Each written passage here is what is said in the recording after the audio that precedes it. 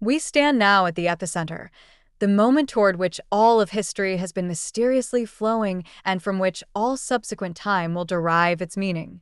It is not a coronation, but a condemnation. It is not a throne room, but a stone pavement, the place called Golgotha. Here, the final, futile act of human justice is performed. A Roman governor, the embodiment of worldly power, performs a ritual of desperate self-absolution. He takes a basin of water and washes his hands before the crowd, a symbolic act that he believes absolves him of responsibility for the blood of the man he has just pronounced innocent. "I am innocent of this man's blood," he declares. "It is your responsibility." But this is the great illusion of neutrality. History does not absolve Pilate, it condemns his cowardice. He chose political expediency over eternal truth. He chose the favor of the crowd over the life of the one who is life itself. The water does not cleanse his hands, it merely dilutes his guilt, spreading it into the very air. And the crowd, a vortex of religious fervor corrupted into bloodlust, eagerly accepts the burden. "His blood be on us and on our children," they cry. It is a terrible, self-imposed curse, a defiant scream of collective guilt. And in this moment, the great exchange is offered. Barabbas, the murderer, the insurrectionist, the man of violence, is set free. The one who takes life is released, and the one who is life itself is led away to be killed. This is the first act of the great substitution. We are Barabbas. We are the guilty ones, the rebels, and we stand in the crowd, watching in stunned silence as the innocent one takes our place, takes our chains, and begins his walk toward our execution. The political machinery, the religious hatred, and the demonic fury have all converged. The verdict is given. The event that will split time itself is now irrevocably set in motion. There is no appeal, no turning back. The Lamb of God, judged by the wolves, is now being led to the slaughter. The first act of this final, terrible sentence is not the cross itself, but the scourge. He is taken from the pavement to the pillar. He is stripped, his royalty removed, his humanity exposed, his dignity torn from him. He is bound to a stone post, his back arched, the skin pulled taut. And then the Roman flagrum is brought forth. This is not a simple whip. It is a tool of systematic destruction. It is a handle with multiple leather thongs, and woven into these thongs are pieces of jagged bone, sharp metal, and heavy lead balls. This is an instrument designed not merely to inflict pain, but to tear, to shred, to rip flesh from bone. The soldiers, trained in this brutality, begin their work. The first lash cuts the skin. The subsequent blows dig deeper, tearing into the subcutaneous tissue, then the muscle. The pieces of bone and metal catch, pulling away ribbons of flesh with each stroke. The back, the shoulders, the legs, nothing is spared. The blood begins to flow, not in a trickle but in a torrent. This is the pressing of Gethsemane made physical. This is the winepress of the wrath of God, and he is being crushed within it. This is not arbitrary cruelty. It is the fulfillment of a terrible and holy prophecy. He is being wounded for our transgressions, bruised for our iniquities. Each lash is a payment. Each rip of the flesh is a stripe by which we are healed. The soldiers are not just torturing a man. They are, unwittingly, the instruments of a divine transaction, the high priest's own back being flayed in preparation for the ultimate sacrifice. He is silent. The man who cried out in the garden now endures this with a resolve that is not human. He is absorbing the collected violence of humanity into his own body. He is the scapegoat, and the sins of the world are being laid upon him, lash by agonizing lash. The pain is unimaginable, a sea of white-hot agony. But the purpose is deeper. He is being made sin, and the physical manifestation is the complete, systematic destruction of his perfect, human body. The scourging ceases, leaving him a mangled, bleeding ruin, barely conscious. But the soldiers are not finished. Their cruelty now shifts to mockery, a game of bored and brutal contempt. They see a man who has been accused of being a king, and they will create a coronation for him. They drag his lacerated body into the praetorium, the governor's headquarters, and the whole cohort gathers around. They find an old, discarded soldier's cloak, a cheap, faded purple, the color of royalty. They drape it over his bleeding back. The ruffle sticks to his open wounds, a fresh torment. They are mocking his claim to power. Then they weave a crown. They take branches from a nearby thorn bush, a plant with long, dagger-like spikes, and they twist it into a crude circlet. They press it down onto his scalp. The thorns pierce his skin, driving deep. Blood runs down his face, mingling with the spittle and the sweat. This is the crown of the curse. This is the fruit of Eden's rebellion, the thorns and thistles that the ground brought forth, now gathered and placed upon the head of the second Adam. He is bearing the curse in his own body. They find a reed, a weak and hollow stalk, and they place it in his hand as a scepter. And then the terrible homage begins. They kneel before him, one by one, in mock adoration. "Hail, King of the Jews," they spit. They bow the knee in derision to the one before whom every knee will one day truly bow. And then they snatch the reed from his hand and strike him on the head with it, driving the thorns deeper still. They spit in his face, the ultimate sign of contempt. And he takes it. The King of the universe, the creator of the stars, allows his creatures to defile him. His surrender is total. He is the suffering servant, his face marred beyond human recognition. This is the cost of his kingdom, a kingdom not of this world, a kingship established not by power, but by infinite, agonizing, patient love. Pilate, perhaps hoping this grotesque spectacle will satisfy the crowd's bloodlust, brings him out. He presents this broken, thorn-crowned figure. "Ecce homo," he declares. "Behold the man." It is a moment of staggering, unintentional prophecy. This is the man. This is the true, perfect man. This is what humanity, in perfect, unbroken obedience to the will of the Father, looks like in a fallen world. It looks like this: bloody, silent, enduring, and surrendered. But the crowd is not moved to pity. They are moved to greater fury. "Crucify him! Crucify him!" Their cry is relentless. Pilate, defeated, washes his hands and hands him over to their will. The final journey begins. The cross is brought. Not the entire structure, but the heavy horizontal beam, the patibulum, weighing perhaps over 100 pounds. It is laid across his shoulders, the rough, splintered wood digging into the raw, open wounds from the scourging.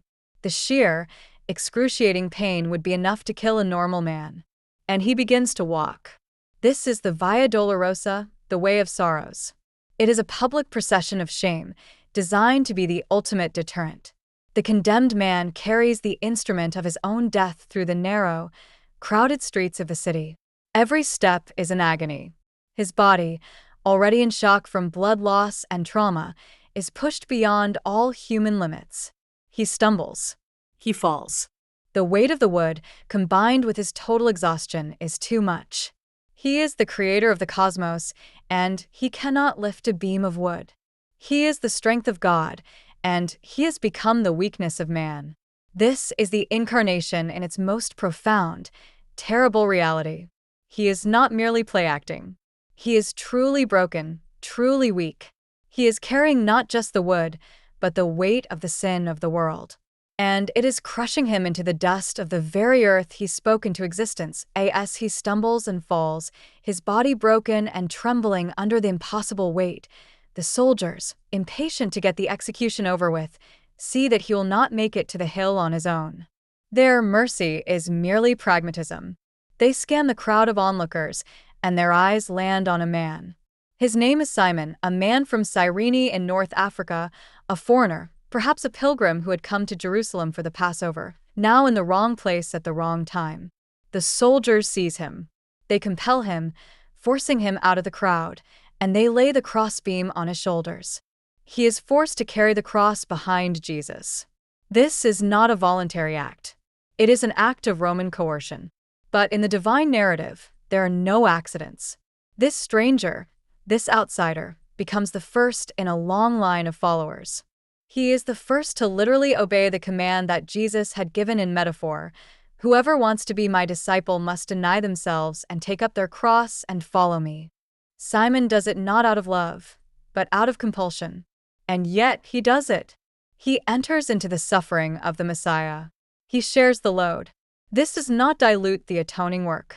Jesus is still the one on the cross, bearing the sin. But Simon's act is a profound, living parable. It is a picture of the church, the ecclesia, the called out ones, who are likewise called out from the watching crowd, compelled by a power greater than ourselves, to walk the path of suffering behind our King. It is also a stark testament to the totality of Jesus' weakness. He has emptied himself so completely that he, the sustainer of the universe, must now be assisted by one of his creatures, just to make it to the place of his own sacrifice. They arrive at the destination. The name of the place is Golgotha, which means, in Aramaic, the place of the skull. It is a grim name for a grim location. It was a hill outside the city walls, a place of public execution, a place of death, a place of refuse. It was a place legally and spiritually unclean. This, too, is essential. He is being taken outside the camp, just as the sin offerings of old were taken outside the camp to be destroyed. He is being cast out of the holy city, out of the community of his people, to bear our reproach, our uncleanness, our sin. He is being treated as the ultimate outcast, the most defiled thing, so that we, the truly defiled, might be brought in. The hill is bare, exposed, a theater of shame. The crowd, which has followed, now gathers. This is not a private, dignified death. It is a public spectacle, a form of state-sponsored terror, designed to humiliate and to warn. He has reached the end of the line. The way of sorrows has led to the hill of the skull. This is the altar upon which the Lamb of God will be offered. The air is thick with the smell of death and the jeers of the crowd. This is the stage upon which the greatest drama in the history of the cosmos is about to reach its climax. He has walked his final steps as a condemned man. He has carried his own wood, just as Isaac did. But this time, there will be no ram in the thicket. He is the ram. He is the sacrifice. Before the final act, a small, customary gesture of mercy is offered. A soldier offers him a drink, wine mixed with myrrh or gall. This was a narcotic, a bitter anesthetic designed to dull the senses, to numb the consciousness against the extremity of the pain that was to come. It was a way to make the unendurable barely endurable. And the text tells us, with profound simplicity, that after tasting it, he refused to drink it. This is one of the most critical, revealing moments of the entire event. This is the echo of Gethsemane. In the garden, he had prayed, "Let this cup pass." His human soul recoiled from the full, conscious horror of the Father's cup of wrath. But now, when offered a different cup, a human cup designed to lessen the agony, he refuses. Why? Because he had committed to drinking the Father's cup, and he would drink it to the dregs. He could not, do so with his senses dulled. He must be fully present, fully conscious, for the entire ordeal. He must feel the full weight of the pain. He must taste the full bitterness of the wrath. He must face the forsakenness with his mind clear. This is not machismo. This is holy resolve. He will not take any anesthetic that would diminish the completeness of his substitution. He will not be numbed to the reality of our sin or the reality of the Father's judgment. He will bear it all, consciously, willingly, and completely. His refusal of the gall is his final yes to the Father's will, a yes spoken in the face of the hammers and the nails. And so, the final act begins. He is stripped naked. The soldiers, with brutal efficiency, throw him backward onto the patibulum, the crossbeam he had carried. His back, a raw, shredded mass of flesh, grinds against the splintered wood. They stretch out his arms. A soldier takes a long, thick, iron spike, a square-cut nail, and places it against his wrist, in the space between the carpal bones. Not the palm, which would tear through, but the wrist which could bear the weight. He takes a heavy mallet. The sound of iron striking iron, driving through flesh and sinew and nerve, echoes across the hill. The pain is not just pain. It is a universe of exploding agony, a lightning bolt of torment shooting up his arm. They do the same to the other wrist. He is now fixed to the wood. Then, they use ropes or another nail to attach the patibulum to the upright stake, the stipes, which was already fixed in the ground. His full body weight now hangs from his wrists. To breathe, he must push himself up on his feet. They take his feet, place one over the other, and with a single, longer spike, they drive it through the metatarsals, shattering the bones, and fixing them to the vertical beam. He is now pinned. He is fastened to the tree of the curse. He is the sacrifice, bound to the altar. The creator of the hands that formed the stars now has his own hands pierced by the tools of his creatures. The one who walked on water now has his feet pinned to a piece of wood. This is the cost of our redemption, measured in iron and agony. The cross, with his body now fully affixed to it, is lifted and dropped with a jarring thud into its socket in the earth. This action would send a fresh wave of excruciating, tearing pain through his body, likely dislocating his shoulders from the sheer force of his hanging weight. And now he is lifted up. He is suspended between heaven and earth, a public spectacle of human hatred and divine love. And it is in this moment, perhaps as the soldiers are still hammering, or as the cross is being dropped, that he speaks his first word from this throne of agony. The crowd expects a curse, a scream of rage, a plea for mercy. What they hear is a prayer so radical it rewrites the rules of reality.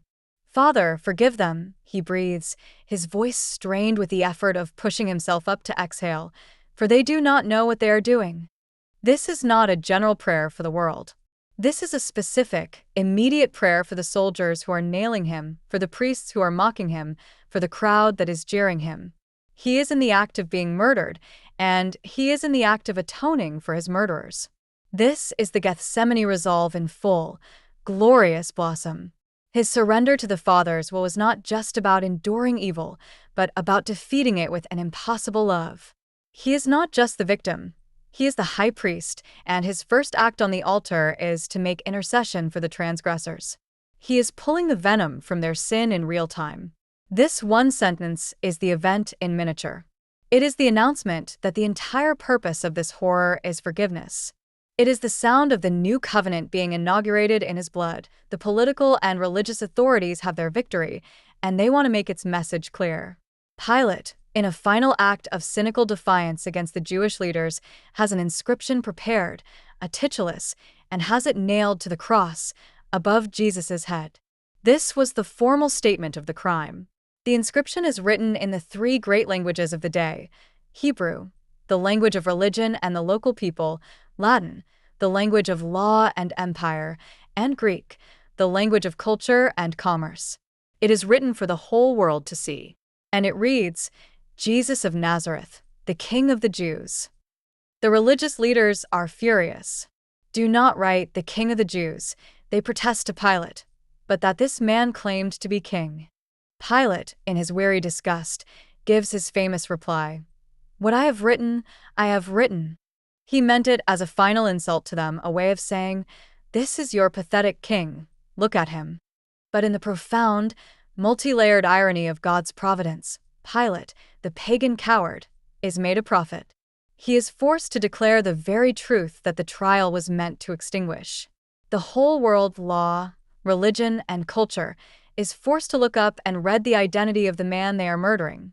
He is the king, and his kingdom is being established, not in a palace, but on a cross. His throne is a tree of torture. His crown is thorns. His subjects are the dying thieves beside him and the weeping women below.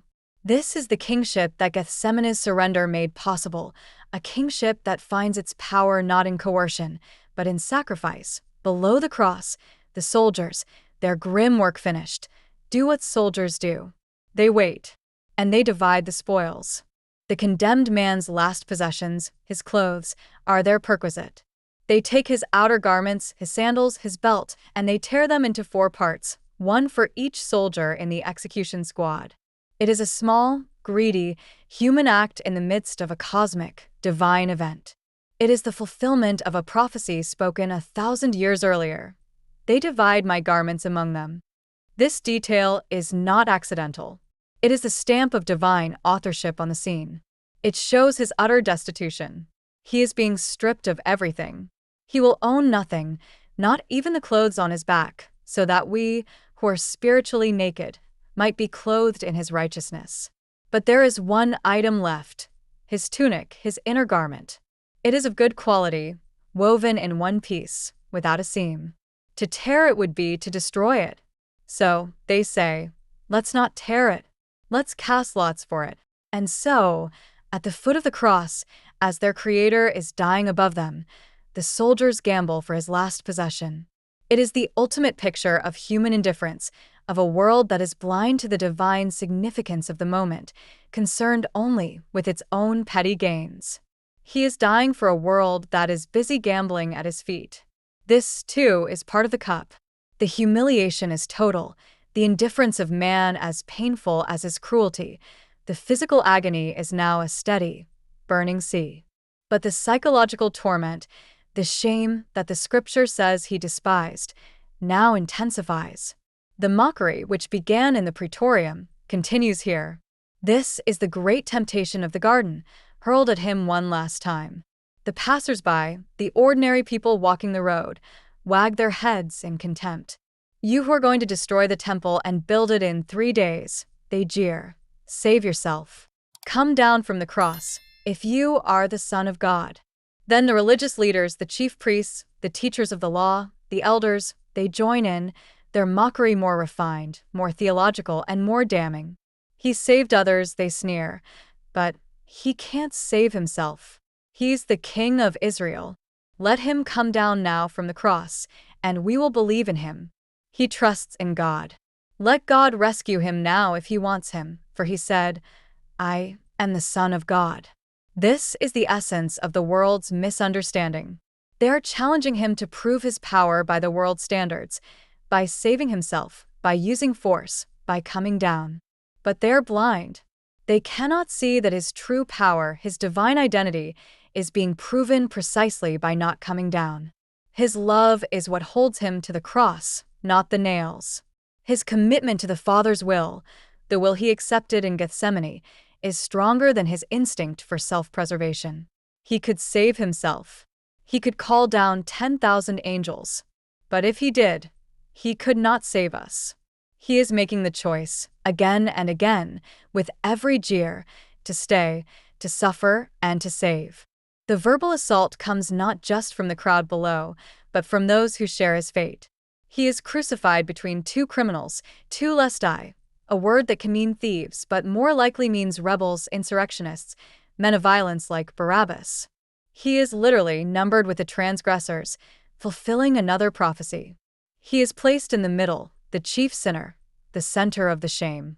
And one of them, his heart hardened even in his own dying moments, joins the chorus of mockers. He hurls his own desperation at Jesus. Are you not the Messiah? He gasps. Save yourself and us.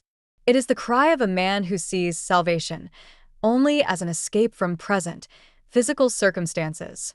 It is the transactional prayer of the world. If you are God, prove it by giving me what I want. Get me out of this.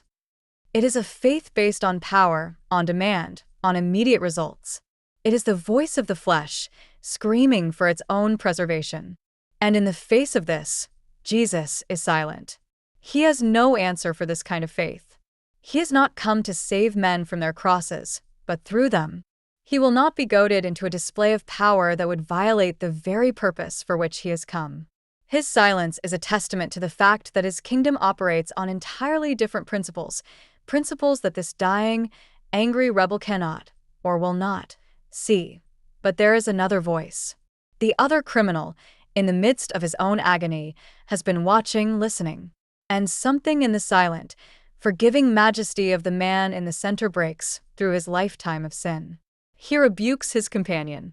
Don't you fear God, he chokes out, since you are under the same sentence? We are punished justly, for we are getting what our deeds deserve. But this man has done nothing wrong. This is the first step, the fear of God, the admission of sin, the recognition of justice, and the declaration of Jesus' innocence. And then, he turns his head, his eyes meeting the bloody, thorn-crowned king beside him. And he makes the most profound, beautiful request in all of human history. Jesus, he whispers, a name, a relationship. Remember me when you come into your kingdom. This is true faith. He is looking at a man who is naked, bloody, and dying, a man mocked as a king, and he sees the king. He sees the kingdom beyond the cross. He does not ask to be saved from the cross. He asks to be remembered in the kingdom. And Jesus, in the midst of his atoning agony, turns his head. He speaks his second word, a word of sovereign, royal, divine authority. Truly I tell you, he promises, today you will be with me in paradise. From the throne of the cross, he dispenses eternal life. He opens the gates of heaven to a repentant sinner. He demonstrates exactly why he is there, not to save himself, but to save others, even at the last possible second. He looks down from the cross, his gaze scanning the small, brave cluster of followers who have not fled, who are standing, watching, their hearts breaking. He sees his mother, Mary. For her, this is not a theological event. It is the death of her son, her firstborn. The prophecy of Simeon, given at his dedication, is now being fulfilled. A sword is piercing her own soul. Her agony is second only to his. And he sees John, the beloved disciple, the one who had leaned on his chest at the Last Supper, the one who had followed him into the high priest's courtyard. In the midst of this cosmic battle for the soul of the world, in the throes of an agony that is paying for all human sin, his love remains profoundly personal, profoundly human. He is still the perfect son. He looks at his grieving mother. Woman, he says, his voice thick with pain but clear with purpose, here is your son. He is not being disrespectful. He is addressing her in a way that establishes a new relationship. And then he looks at John. Here is your mother. It is a last will and testament. It is an act of profound, tender care. He is ensuring his mother will not be left alone. He is creating a new family, a family born not of blood, but of the cross. He is knitting his followers together in a new covenant of love. His surrender to the Father's will does not annihilate his human relationships. It fulfills them, it sanctifies them, and it makes them the foundation of the new community he is birthing in his own death. And then, the light fails. It is noon, the 6th hour, the time when the sun is at its zenith, at its full strength. And a darkness, a deep, unnatural, terrifying darkness, begins to fall over the whole land. This is not a solar eclipse. A full moon was required for the Passover. This is a supernatural event. This is a cosmic sign. Creation itself is reacting to the event. The sun, the very emblem of life and light, withdraws, as if it cannot bear to look upon what is happening. The creator of light is being plunged into darkness. This is the physical manifestation of the spiritual reality he had feared in Gethsemane. This is the cup. This is the outer darkness of judgment. The Father is, in this moment, turning his face away. Jesus is now entering the very heart of the payment, the place of separation. For 3 hours, from noon until the 9th hour, 3 in the afternoon, the world is plunged into a terrifying midday night. He is hanging in the dark. The jeers of the crowd likely die down, replaced by a fearful silence. This is the hour of the power of darkness, the moment when all the sin of all of humanity, from the first failure in Eden to the last sin at the end of time, is being placed upon his soul. He is being made sin for us. And the Holy Father, in whose presence no sin can dwell, averts his gaze. The fellowship of the Trinity, perfect and unbroken for all eternity, is now, in this moment, experiencing the unthinkable a rupture. From the depths of that 3-hour darkness, from the abyss of that infinite, spiritual isolation, a cry tears through the silence. It is not a whisper. It is a loud voice, a roar of agony that is not just physical, but existential. Eloi, Eloi, lema sabachthani. My God, why have you forsaken me? This is the 4th word. This is the center of the cross. This is the center of all history. It is the cry of the forsaken. This is the cup of Gethsemane, and he is at its dregs. This is the only moment in all of eternity that the Son does not address the Father as Abba. He cries out, "My God," the cry of a creature to a distant creator, the cry of a judge to the judged. He is not feeling abandoned. He is abandoned. He who knew no sin has become sin. He is now clothed in the filthy rags of our rebellion, our idolatry, our murder, our lust, our pride. He is the embodiment of all that God, in His perfect holiness, hates and must judge. And God is judging it. He is pouring out the full, undiluted, righteous wrath that we deserved upon His own beloved Son. The why is not a question of confusion. He knows the why. He is quoting the opening of a great psalm of suffering and vindication. But it is also the raw, honest, agonizing cry of a soul experiencing the hell of separation from God. This is the payment. This is the cost. This is the absolute bottom of His surrender. He has obeyed to the point of this, enduring the unendurable, the very loss of God Himself, so that we might never have to. Let us not move quickly from this cry. Let us stay here, in the dark, and tremble. This is the mystery of the atonement, the great exchange. What does it mean to be forsaken by God? For us, it is our natural state. We are born into it. But for Him, the eternal Son, who had known nothing but perfect, ecstatic, unbroken love and fellowship with the Father from before time began, this was an agony beyond all physical torture. It was a spiritual death. It was hell. The physical pain, the nails, the thorns, the scourging, all of it, as horrific as it was merely the container for this deeper, spiritual agony. He is bearing the penalty of sin, and that penalty is not just death, but separation from the source of all life. The holiness of God is so absolute, His hatred of sin so pure, that He must turn His face away from the one who bears it. And the love of God is so absolute, His desire for our salvation so pure, that He is willing to place that sin on His own Son. This is the terrible, beautiful, violent collision of God's justice and God's mercy. They are meeting at the cross, and the Son is being crushed between them. He is satisfying the infinite demands of God's law. He is absorbing the infinite punishment that was due to us. This is the moment that splits history, because it is the moment that reconciles heaven and earth, paying a debt that we could never pay, and opening a door that we could never open. After this cry, after the darkness has done its work, the spiritual transaction is complete. The payment is made. The darkness, the scriptural accounts imply, begins to lift. The why has been uttered and endured. Now, all that remains is the fulfillment of the final details of the prophetic script and the physical release of death. He speaks again, His fifth word, "I thirst." This is not a theological statement. It is a cry of profound, human, physical desolation. His body, ravaged by blood loss, dehydration, and the ceaseless agony, is now in its final extremity. The one who is the living water, the one who told the woman at the well that whoever drank of His water would never thirst again, is now consumed by a burning, physical thirst. This is the totality of His incarnation.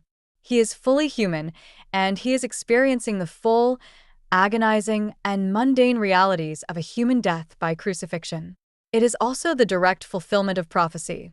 They put gall in my food and gave me vinegar for my thirst. This small, human cry is His signal that the work is almost done. He has endured the cosmic, and now He acknowledges the physical. He is completing the picture, filling in every last detail, so that all who read the story will know that this was not an accident, but the precise, ordained, and perfect fulfillment of the Father's plan. In response to His cry, "I thirst," one of the bystanders, perhaps a soldier, takes a sponge. He soaks it in oxos, the sour wine or vinegar that was the common, cheap drink of the soldiers and the lower classes. He puts the sponge on a stalk of hyssop, a plant with a long stem, the same plant that was used to daub the blood of the Passover lamb on the doorposts in Egypt. The connections are deep, layered, and perfect. The Passover lamb is being sacrificed, and he is being given the sour wine on a hyssop branch. He receives it. This is not the narcotic he refused earlier. This is the simple, sour wine, and in receiving it, he is signaling that all things are now ready. He has received the last provision this world has to offer him, and with this small, final act, he gathers his remaining strength. The end has come. The payment is made. The darkness has passed. The wrath has been absorbed. The prophecy has been fulfilled. He has drunk the Father's cup to the very last drop, and he has drunk the world's cup of sour wine. There is nothing left to do. The battle he committed to in Gethsemane is now finally, totally, and completely won. He has not failed. He has not flinched. He has endured to the end. And now, from the cross, he speaks the greatest word in the history of the world. It is not a cry of agony. It is a cry of triumph. He shouts it with a loud voice, a voice that should be impossible for a man in his state of total exhaustion and asphyxiation. Tetelestai. It is one word in the original Greek. It is finished. This is not the cry of a victim. It is not I am finished. It is finished. It is the victor's cry. It is a word that was used in that day in multiple contexts. It was what a servant would say to his master upon completing a great task. It was what a priest would say when he examined a sacrifice and found it to be perfect, without blemish. And it was, most powerfully, what was written across a certificate of debt when it had been paid in full. This is the meaning. The debt of sin, the debt that we owed to God, the debt that we could not pay, has been, in this moment, paid in full. The work of atonement is complete. The will of the Father is accomplished. The great exchange is finalized. The sacrifice has been offered and accepted. All of the types, the shadows, the prophecies, the sacrificial system, all of it has found its fulfillment, its completion, its end, in this one man on this one cross. History is split in two because the debt that defined all of human history has just been stamped in his blood, paid in full. The sixth word was the word of accomplishment. The seventh and final word is the word of trust. The battle is over. The work is done. All that remains is the release. He has been through the hell of forsakenness, the my God, but he has come through it. The fellowship is restored. And so, he cries out again with a loud voice, and this time, he returns to the language of intimacy, the language of the garden. Father, he cries, into your hands I commend my spirit. This is the final, beautiful act of his surrender. It is not a passive sinking into the void. It is not a weary resignation. It is an active, willed, and triumphant giving. He is commending his spirit. He is placing his eternal self into the loving hands of the Father he has just perfectly obeyed. He is the Son, and he is going home. He is showing us how to die, not in fear, but in faith, not as a victim, but as a child returning to his Father. He is in control to the very last breath. He has been in control this entire time. He said, "No one takes my life from me, but I lay it down of my own accord." And this is him doing just that. He has finished the work. He has paid the price. And now, he chooses the moment of his death. Having spoken this word of ultimate trust, he bows his head, a gesture of final submission and peace, and he breathes his last. He gives up his spirit. The creator of life has died. I end that exact instant. The universe responds. The barrier between God and humanity, the barrier that his death was designed to destroy, is ripped apart. In the temple in Jerusalem, a few miles away, the priests are at their work. And suddenly, the great veil, the massive, thick, heavy curtain that separated the holy place from the Holy of Holies, the very dwelling place of God's presence, is torn in two. And the tear is not from the bottom up, as a man would do it. It is torn from top to bottom. It is the hand of God himself, ripping the barrier apart. The "it is finished" on the cross is met with an "it is open" from the temple. The way is now open. The separation that began in Eden, the separation that was codified in the law, is now, by his blood, abolished.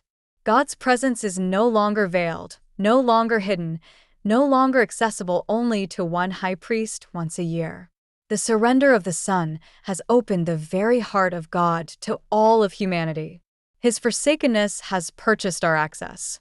His death has brought us life. The event on the hill has just rewritten the rules of worship, the rules of reality, forever. Anyone, anywhere, can now come boldly into the very presence of God, not by their own merit, but by the blood of the Lamb. And it is not just the veil. Creation itself, which had gone dark, now convulses. The earth quakes. The ground shakes. The rocks, the very foundations of the world, are split apart. This is not just a man dying. This is a cosmic event. The death of the Son of God has shaken the world to its core. And more than that, the tombs are opened.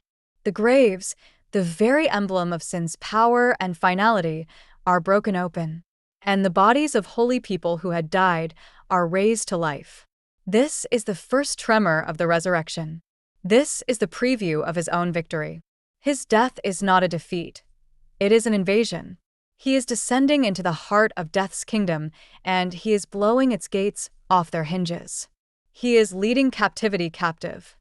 The splitting of the rocks and the opening of the tombs is the physical, visible proof that the power of sin and death, the great enemies of humanity, has, in this moment, been decisively, eternally broken. The world will never be the same.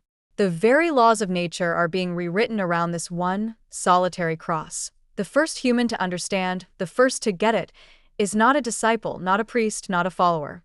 It is the Roman centurion, the hardened soldier, who is in charge of the execution squad. He has seen men die before, probably hundreds. He was a professional, a man of violence and duty, but he has never seen a man die like this. He has watched him for hours. He heard the prayer for forgiveness. He saw the promise to the thief. He heard the cries. He witnessed the darkness. He felt the earthquake, and he has just watched how this man died, with control, with purpose, with a cry of finished and a prayer of Father. This pagan, this symbol of worldly power and oppression, is shattered by what he sees. He is overwhelmed, and he makes the first great Christian confession, the confession that will echo down through the centuries. Truly, he says, his voice thick with awe, this man was the Son of God. The cross, in all its brutality and shame, has become the ultimate revelation. It is not a display of weakness, it is the ultimate display of God's power, the power to love, to forgive, and to conquer by surrendering. The first convert of the cross is the man who hammered the nails. The event is over. The day is ending. The Sabbath is approaching. The bodies cannot be left on the crosses overnight. The Jewish leaders, so meticulous about their religious law after having just murdered its author, ask Pilate to hasten the deaths. The soldiers come, and they do the Crucifixion, the breaking of the legs. This was a brutal act of mercy that prevented the victim from pushing themselves up to breathe, leading to a rapid death by asphyxiation. They break the legs of the first thief and the second. But when they come to Jesus in the center, they see that he is already dead.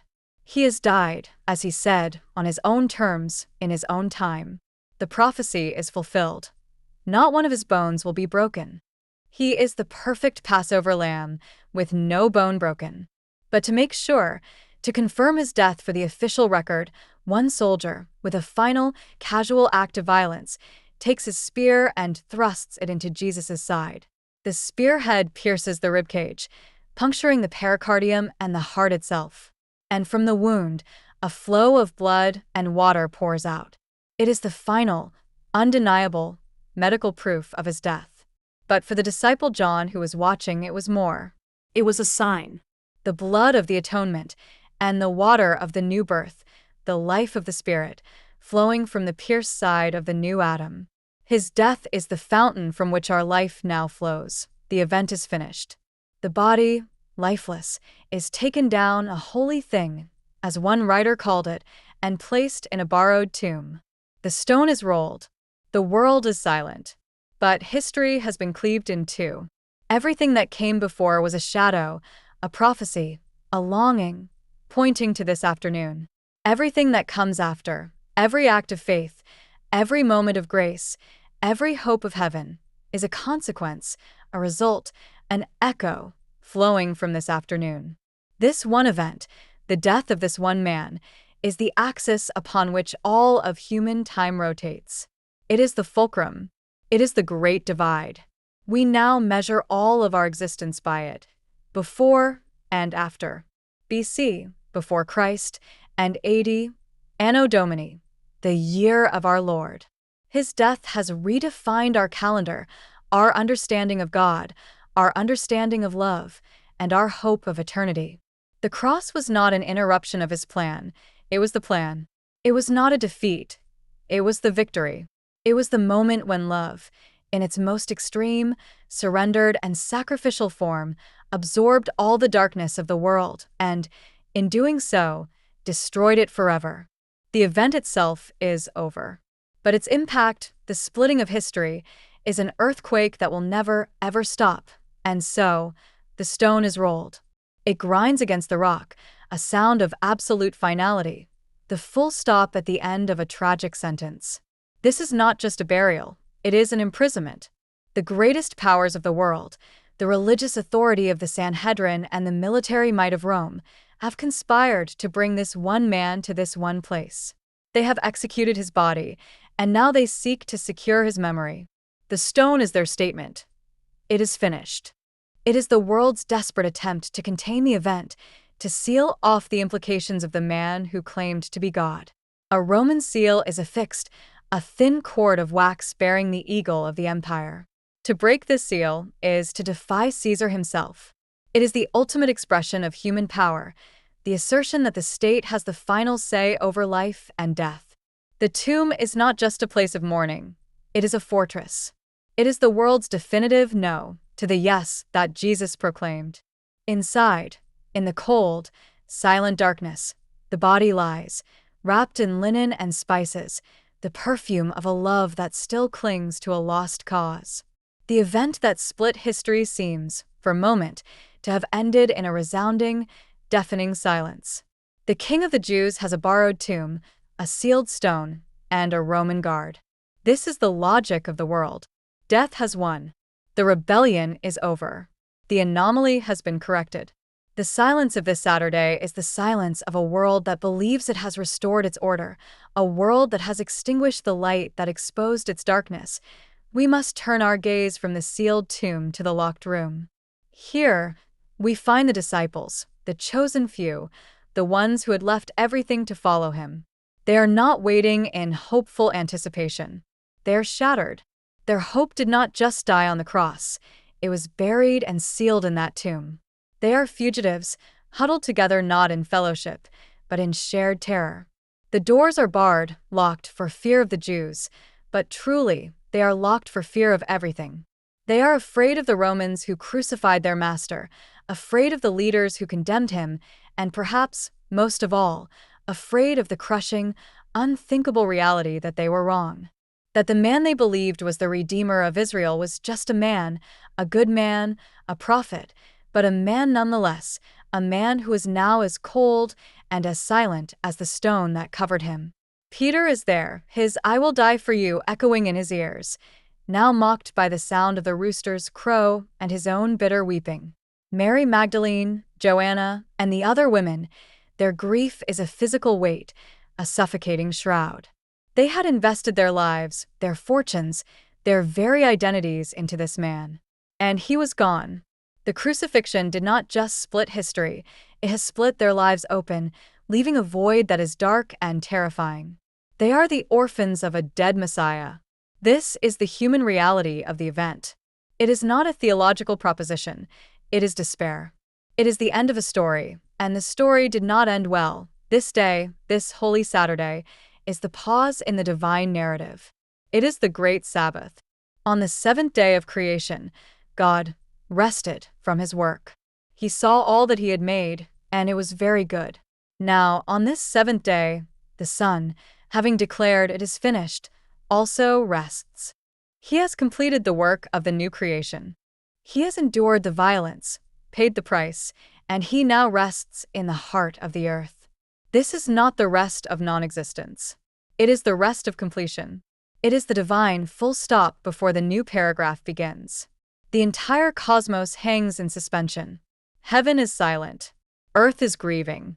And in the unseen realm, the powers of darkness are celebrating their perceived victory. They have thrown the Son of God into their ultimate prison, death. They believe the grave, their final argument, has swallowed him. This silence is the sound of the seed falling into the ground. It must be buried. It must be hidden. It must endure the darkness before it can break forth into new life. This is the necessary pause, the moment where the old world, the world of sin and death, has done its absolute worst, and the new world, the world of resurrection and life, has not yet begun. It is the most desolate day in the history of the universe, and yet the most pregnant with potential. The king is on his throne, but his throne is a stone slab in a dark tomb. But this rest is not one of idleness. It is an invasion. The descent into the tomb is the descent of the conqueror into the enemy's stronghold. He, the living one, has willingly entered the realm of the dead. He is not a victim of death, he is its master. He has entered its domain, not as a prisoner, but as a liberator. The ancient legends spoke of a hero who would harrow hell, who would break down its gates. This is the theological reality. He is taking the keys of death and Hades. He is confronting the one who holds the power of death and is stripping him of his authority. The crucifixion was the payment for sin, the legal transaction.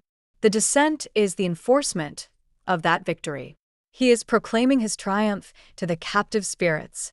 He is undoing the failure of Adam at its very root, in the very ground to which Adam returned. The grave, the ultimate symbol of sin's consequence, is now being transformed from a prison into a passageway. He is not just visiting. He is conquering. The powers of hell, which celebrated for a few short hours, now begin to tremble. The light has entered their darkness, and their foundations are beginning to crack. The silence of the tomb is the silence of a bomb that has been planted, its fuse lit, waiting for the appointed moment to explode and tear down the entire fortress of death from the inside out. Back on the surface, the world continues, oblivious. The Roman guards stand their watch. They are the best of the best, symbols of the empire's invincibility. They are guarding a corpse. It is, to them, the most boring, mundane, and ridiculous assignment. They are guarding the failed leader of a peasant movement. They are the height of human arrogance, the physical representation of the world's no. They are the seal on the finality of death. And the religious leaders, they observe their Sabbath, a Sabbath they have defiled with innocent blood. They are relieved. The troublemaker is gone. The blasphemer is silent. Their authority is secure. They have manipulated the empire, controlled the crowd, and disposed of their rival. They believe, with all sincerity, that their world is now safe, that their system is preserved. This is the great illusion of power. The world believes it has the final say. It believes that its stones, its seals, and its soldiers are the ultimate reality. This is the moment of evil's greatest triumph, the apex of its apparent control over history. The entire machinery of human sin, political, religious, and military, has cooperated and succeeded. The event is over. The history is sealed. The split, they believe, has been mended, the disturbance quieted. They are utterly and completely wrong. And then the dawn. Not just any dawn, but the dawn of the first day of the week. This is not an incidental detail. This is a cosmic signal. The old creation was completed on the seventh day. The new creation begins on the first day. History is not just being split, it is being restarted. And as the first hint of light brushes the sky over Jerusalem, the earth, which had trembled in agony at his death, now convulses in triumph at his life. A great earthquake rocks the ground. This is not a natural tremor. This is the sound of the prison door being blown off its hinges. This is the sound of victory. It is the physical, tangible, tectonic response of creation to the resurrection of its creator. The very foundations of the world are shaking because the foundation of the new world is, at this moment, stepping out of the grave. The stone, the symbol of finality, the great no of the world, is not just moved, it is rolled away. And it is not rolled away by human hands, not by the grieving women, not by the fearful disciples. It is rolled away by an angel of the Lord, descending from heaven. This is a divine act. This is heaven's answer to the world's seal. The angelic figure is not a gentle, ethereal being. His appearance is like lightning, a flash of blinding, terrifying, divine power. His clothes are white as snow, a symbol of a purity that this world cannot comprehend. This is a warrior, a messenger of the king, and he has come to announce the victory. The stone was not rolled away to let Jesus out. He did not need a doorway. He was already gone. The stone was rolled away to let the witnesses in. It was rolled away to serve as the ultimate, undeniable proof, the open, empty mouth of the grave, proclaiming to all the world that its prisoner was gone. And the angel, having dispatched the stone, sits on it. This is a posture of absolute, triumphant, and almost contemptuous victory. He is sitting, resting, on the very symbol of the world's power. The stone that was meant to seal the king and has become the throne from which his victory is announced. The power of Rome, the seal of Caesar, has become a footstool for a messenger of God. This one image captures the entire event. The power of heaven has effortlessly, almost casually, overturned the greatest, most defiant act of human and demonic power. The prison is broken. The king is free. And what of the guards? What of the Roman cohort, the symbol of the empire's might? The men who feared nothing. The text is precise. The guards were so afraid of him that they shook and became like dead men. They were like dead men. This is the great reversal, the profound irony. The living God, who had been like a dead man in the tomb, has risen. And the living men, the symbols of worldly power, have become like dead men, collapsing in a faint, paralyzed by terror. The power of this world, when confronted with the real power of the resurrection, does not fight. It does not negotiate. It simply faints. It collapses. It is exposed as a hollow, terrified fraud. The men who are paid to guard a corpse are felled by the presence of life. They who represented the seal of death are undone by the shock of resurrection. This is the first public demonstration of the new order. In the new creation, the power of the sword, the power of the empire, the power of death has no standing. It is a bluff, and the resurrection has called it. The event that split history has now demonstrated which side of that split holds all the power. Into this scene of divine power and human collapse come the first human witnesses. And they are not the apostles, the leaders, the men of status. They are the women. Mary Magdalene, Mary the mother of James, Salome, Joanna. They are coming in the pre-dawn darkness, their hearts still locked in the sorrow of Saturday. They are not coming to see a resurrection. They are coming to perform the last, loving, futile act of grief. They are carrying spices, heavy bags of myrrh and aloes, to properly anoint the body that had been so hastily buried. Their love is stronger than their fear. They are walking into a guarded tomb, a place of danger, simply to touch his body one last time. Their only thought, their only logistical problem is a human one. Who will roll the stone away from the entrance of the tomb for us? This question is the question of all humanity. We are trapped by a finality we cannot move. We are blocked by a stone of death, of sin, of despair, that is too heavy for us. They are walking toward a problem they cannot solve, driven only by a love that cannot let go. They are the perfect representatives of a world that is still stuck in the before, not knowing that the after has, in a flash of lightning, just begun. When they arrive, their human problem has been solved by a divine intervention. The stone is gone. The tomb is open. But this does not bring them joy. It brings them confusion and fear. They were prepared for a body, not for an absence. They stoop and enter the tomb, and they do not find a corpse. They find a young man, the angel, sitting on the right side, dressed in a white robe. And they are alarmed. And the angel speaks the first words of the new creation, the most important words that have been spoken since it is finished. He says, "Do not be alarmed. You are looking for Jesus of Nazareth, who was crucified." He identifies the very man. He names the event, who was crucified. The resurrection is not a denial of the cross, it is its vindication. And then the declaration, "He has risen. He is not here. See the place where they laid him." This is the gospel in a sentence. The problem is not who will roll away the stone. The problem is, why are you looking for the living among the dead?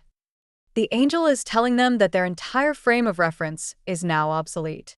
The event has not ended. It has changed. The crucifixion was not a period. It was a comma. The tomb is not a grave. It is a womb. And he is not a victim. He is the victor. Mary Magdalene, in her grief, runs. She leaves the other women and runs to the leaders, to Peter and John.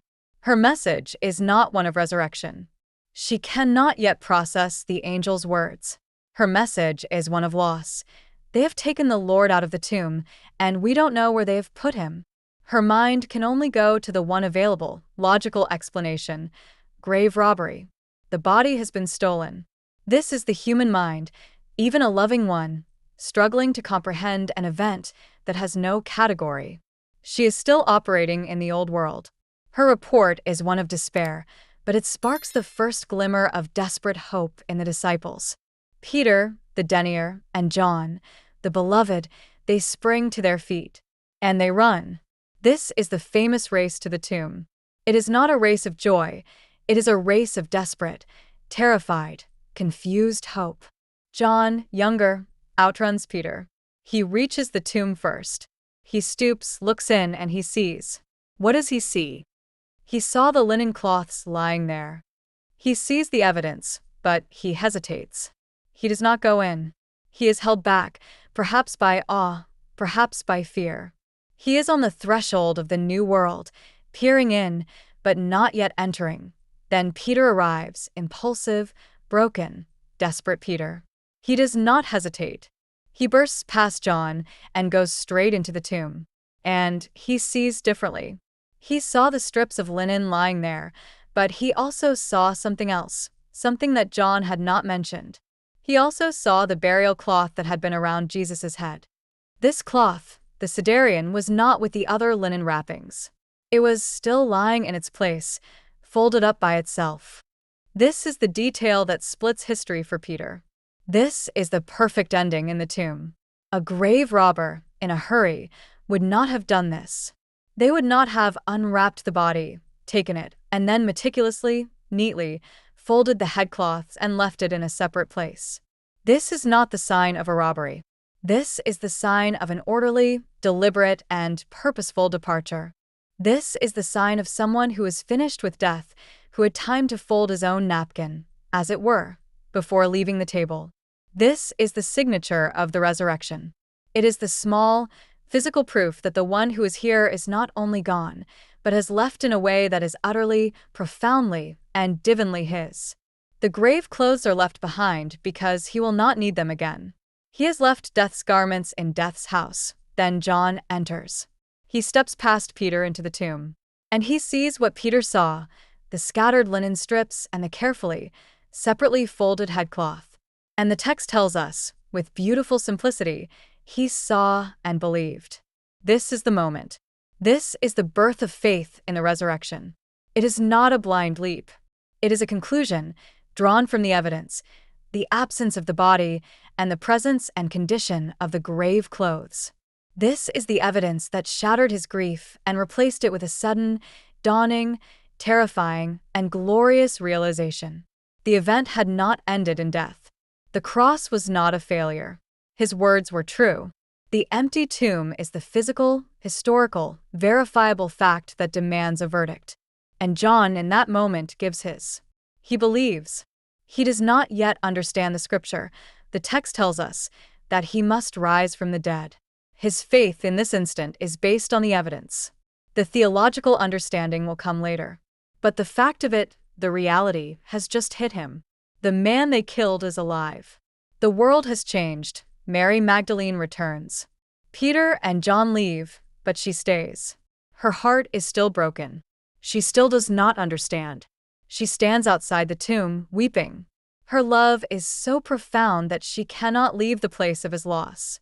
She is the picture of a soul still trapped in the before, grieving at the very door of the after.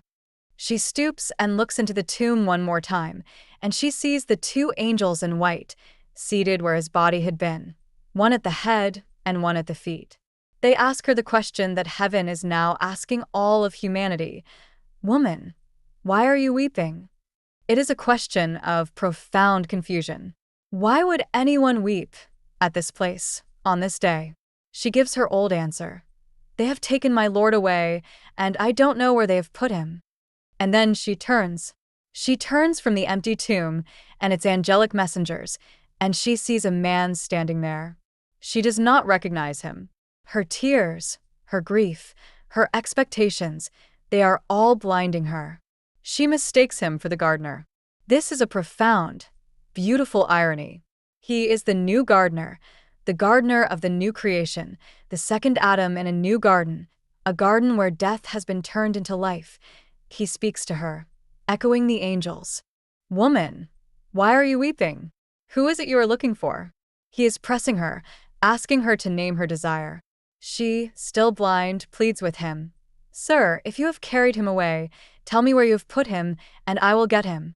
She, in her love, thinks she can carry the corpse of the Creator. And then he speaks one word. He does not explain. He does not argue. He simply calls her by her name: Mary. It is the voice of the shepherd. And in that one word, her entire universe is reordered. The sound of his voice, the way he says her name, cuts through her grief, her blindness, her despair. And she knows. She turns, her eyes truly open for the first time, and she breathes one word: Rabboni, teacher. It is the explosion of recognition, the reunion of a heart with its home. This is the resurrection, not as a doctrine but as an intimate, personal, name-calling love. The event that split history is, at its core, a relationship restored, a voice that knows our name and calls us out of our weeping. This is the meaning. The resurrection is not a postscript to the crucifixion. It is not a happy ending tacked onto a sad story. It is the vindication of the crucifixion. It is the Father's eternal, cosmic amen to the Son's "it is finished." The cross was the moment of payment. The resurrection is the receipt. It is the proof, in open, public, historical space, that the payment was accepted. If Jesus had remained in the tomb, he would be a martyr, and the cross would be a tragedy, a symbol of defeated love. But because he rose, the cross is a triumph, a symbol of victorious love. The resurrection is the Father's declaration to all of creation that the sacrifice of his Son was perfect, sufficient, and complete. The debt is not just paid, it is abolished. The event on the cross was not an execution, it was an enthronement. And the empty tomb is the proof of his kingship. It is the ultimate validation of his identity. He did not just claim to be the Son of God, he was declared with power to be the Son of God by his resurrection from the dead. The resurrection is also the definitive defeat of death. The cross was the battle against sin. The resurrection is the battle against sin's consequence, death. For all of human history, death had been the one, unanswerable, undefeated enemy. It was the final word. It was the full stop. Every human story ended in a grave. But in this event, the Son of God willingly entered the enemy's home territory, and he has torn it apart from the inside. He has abolished death and brought life and immortality to light. He has not just escaped death, he has conquered it. He has defanged it. He has drawn its sting. For the one who is now united to this risen King, death is no longer a prison. It is a doorway. It is no longer an executioner. It is a servant, ushering us into his presence. The event of the cross and resurrection is a declaration of war against the old order, and death is its first and greatest casualty. The King of Terrors has been dethroned by the King of Kings, and this is not just a victory for him. It is a victory for us. His resurrection is our justification. The scripture is clear. He was delivered over to death for our sins and was raised to life for our justification. What does this mean? His death on the cross paid the penalty for our sin. It wiped the slate clean. It brought us back to zero. But the resurrection does something more. It gives us his righteousness. It is the act of new creation. When he rose as the head of a new human race. And when we are united to him by faith, we are not just forgiven, though we are made new. We are declared righteous, not with our own paltry, failed righteousness, but with the very perfection of the risen Son. The resurrection is not just about our future hope of heaven, it is about our present status. We are no longer in Adam, defined by sin and death. We are in Christ, defined by righteousness and life. The event has not just changed our destination, it has changed our identity. He is the firstfruits of those who have fallen asleep. This is perhaps the most glorious and hopeful implication. In the ancient world, the firstfruits were the first small part of the harvest, the first sheaf of barley that was brought to the temple. This first sheaf was the guarantee and the prototype of the entire harvest that was to come. Jesus' resurrection is not a singular, unrepeatable miracle that applies only to him. It is the firstfruit. He is the prototype. He is the new Adam, and he is showing the way. His resurrection is the guarantee that all those who belong to him, all those who have fallen asleep in faith, will one day follow him. Our own bodies, like his, will be laid in the ground. But because of his event, the grave is not the end. His resurrection is the promise of our resurrection. He is the pioneer, and he has blazed a trail for us right through the heart of death and out the other side. The event that split history is the event that guarantees our future. That same afternoon, the event continues to unfold. 2 disciples, not of the 12, are walking, and they're walking away from Jerusalem. They're walking away from the center of the story, away from the place of hope. They are on the road to a village called Emmaus, and they are sad. They are discussing all these things that had happened. For them, the crucifixion was the end. They are the picture of a world that has seen the event but has completely misunderstood it. They are trapped in the before, and they are walking, in their grief, right out of the after. They represent all of us who have the facts of the story but have not yet grasped its meaning. Their hope is dead. They are walking back to their old lives, their dreams crushed, their king, a tragic memory. This is the state of humanity without the interpretation of the event, and as they are walking and talking, a stranger joins them. It is Jesus. But the text says, their eyes were kept from recognizing him. This is a divine act. He is withholding his identity. He wants them to grasp the truth before they grasp the person. He wants them to build their faith on the meaning of the event, not just the magic of his appearance. He asks them, "What are you discussing together as you walk along?" He enters their sadness. He invites them to pour out their despair, and they stop, their faces downcast.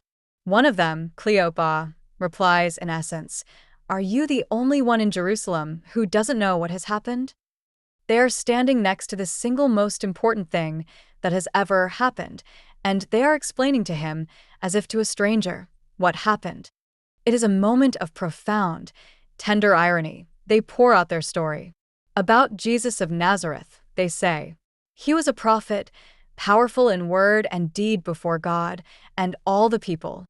They speak of him in the past tense. The chief priests and our rulers handed him over to be sentenced to death, and they crucified him.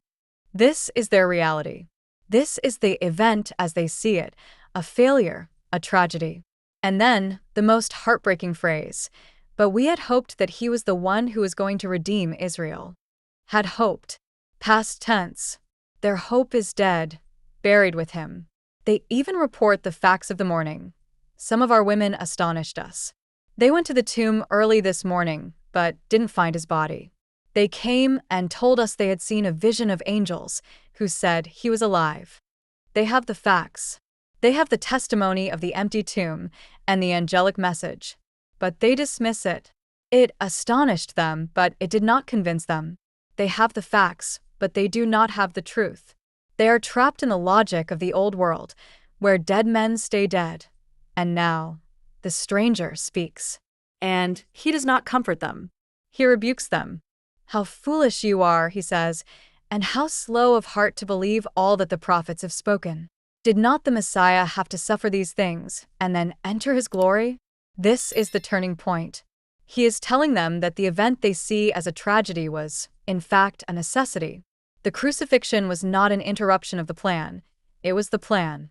The suffering was not a detour, it was the path to glory. And then, the text says, beginning with Moses and all the prophets, he explained to them what was said in all the scriptures concerning himself. This is the first sermon of the risen Christ, and its topic is the cross. He is taking the event that split history, the cross, and he is showing them how all of history, all of the scriptures, were pointing to it.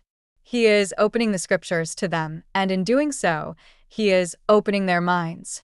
He is showing them that his death was not a failure, but a divine, prophesied, and glorious fulfillment. Their hearts, they later said, burned within them as he spoke. He was turning their tragic story into a divine comedy. They arrive at their village. He acts as if he is going to continue on. But they urged him strongly, stay with us, for it is nearly evening. The day is almost over. They do not want to lose this stranger, who has set their hearts on fire. They abide with him. And at the table, the roles are reversed. The guest becomes the host. He takes bread. He gives thanks. He breaks it. And he gives it to them. And in that act, in the breaking of the bread, the very symbol of his broken body on the cross, their eyes are opened. And they recognize him. They finally see. And in the instant of their recognition, he vanishes from their sight. He has taught them a crucial lesson. He is now to be seen, to be recognized, not in his physical form, but in the opening of the scriptures and the breaking of the bread. He is to be found in the interpretation of his death and in the communion that flows from it. The event that split history is now the lens through which all of reality must be seen. The two disciples do not wait. They do not sleep. They run, in the dark, all the way back to Jerusalem. They are no longer walking away in sadness. They are running toward the center, in explosive joy. They find the 11, huddled in the locked room. And as they are bursting in, telling their story, the Lord has risen and has appeared to Simon. The risen King himself suddenly stands among them. He does not knock. The locked door is no barrier to his glorified body. He simply is there. And his first word to them is not, "Where were you?" It is not, "I told you so." It is Shalom. Peace be with you. This is the greeting of the new creation. This is the result of the event. The war is over. The hostility between God and man, the debt of sin that he paid on the cross, is gone. And the result is peace. He is not just giving them a feeling of peace. He is bestowing peace as a new reality. The event has created peace, but they are terrified. They think he is a ghost, a spirit. Their minds, like ours, cannot grasp this new category. A man has passed through a solid wall.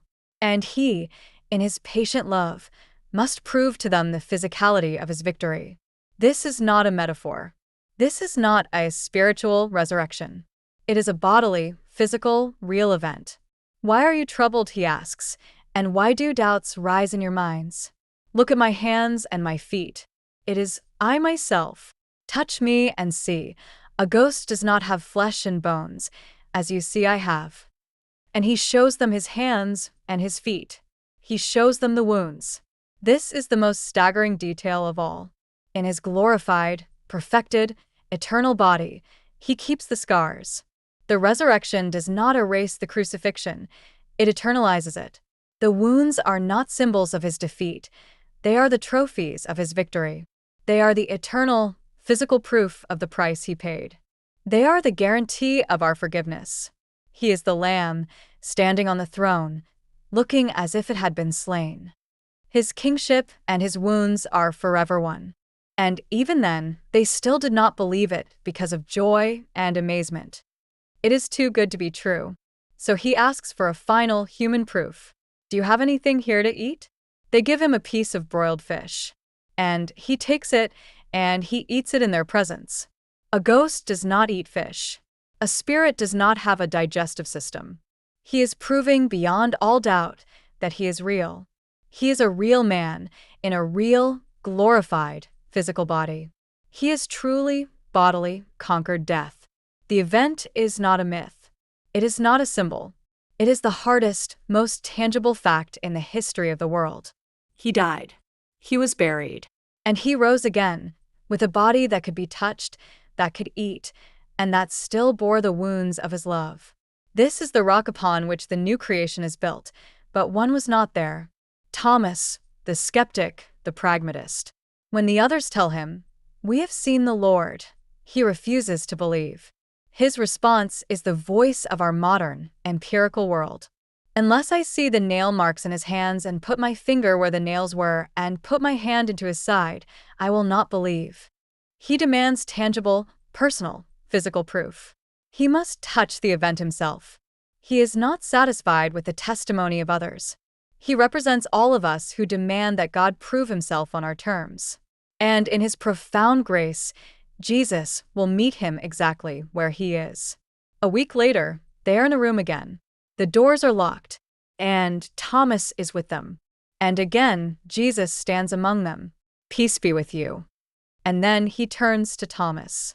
He offers no rebuke, only a profound invitation. "Put your finger here. See my hands. Reach out your hand and put it into my side. Stop doubting and believe." He offers his wounds as the final, irrefutable evidence. He invites the skeptic to touch the very event that split history, and Thomas, in the face of this wounded, risen king, does not need to touch. The sight is enough. He is shattered by the reality of it. He falls to his knees and makes the single greatest confession in all of Scripture. He does not say, "You are alive." He does not say, "It's really you." He looks at the wounds, he sees the glory, and he confesses the identity. "My Lord and my God." He is the first to fully understand. The man who was crucified is God. The man who is offering him his wounds is his Lord. This is the climax of the revelation. The crucifixion was not the death of a prophet, it was the atoning death of God himself. And the resurrection is the proof. Jesus accepts this worship. "Because you have seen me, you have believed," he says.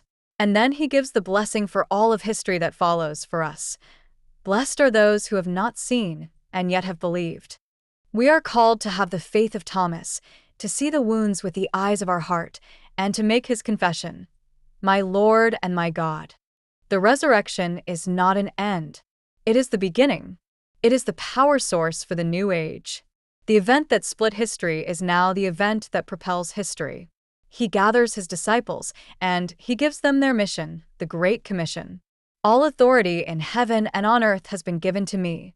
The man who was emptied, who was scourged and mocked and crucified, is now the man who holds all authority.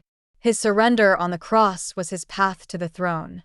And on the basis of that authority, he commands them, "Therefore go and make disciples of all nations, baptizing them in the name of the Father and of the Son and of the Holy Spirit, and teaching them to obey everything I have commanded you."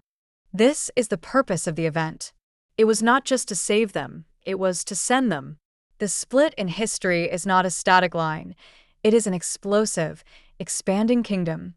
And he gives them the promise that makes it possible, "And surely I am with you always, to the very end of the age."